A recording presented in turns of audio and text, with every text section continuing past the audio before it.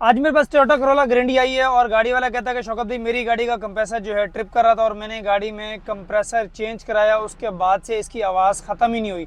तो जब हमने इसको डायग्नोस किया तो इसके अंदर एक छोटा सा मसला था खाली। अगर वो फिटिंग वाला इसको वो बेहतर तरीके से कर देता तो इनके साथ ये मसला दरपेश नहीं आता। वो क्या, मैं आपको दिखाता हूँ। देखिए ये एक ब्रैकेट है। जब हम अदर गाड़ी का कंप्रेसर लगाते हैं इसके अंदर तो उसमें ब्रैकेट जो होता है वो बहुत अहम किरदार अदा करता है गाड़ी की अलाइनमेंट के लिए और उसकी आवाज़ को जो है वो कम करता है। अच्छा, अब ये देखें, ये इसके अंदर जो कंप्रेसर ब्रैकेट लगा हुआ है, कंप्रेसर का जो ब्रैकेट लगा हुआ है इसमें लगा हुआ है ये 3 बोल्ट वाला।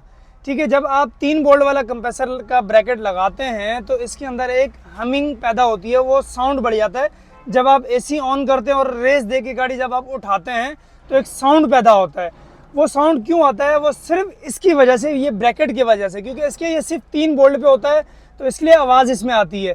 अगर आप 4 बोल्ट वाला ब्रैकेट लगाएंगे, इसमें एक खिंचाव पूरा बराबर होता है, तो उसमें क्या होता है कि आपकी फिर हमिंग नहीं आती। अच्छा, अब ये देखिए, ये आपने ऐसा ब्रैकेट देख लिया। अब मैं आपको दिखाता हूँ। अब हम जो ब्रैकेट लगाते हैं, हम इसके अंदर ये 4 बोल्ट वाला ब्रैकेट लगाते हैं।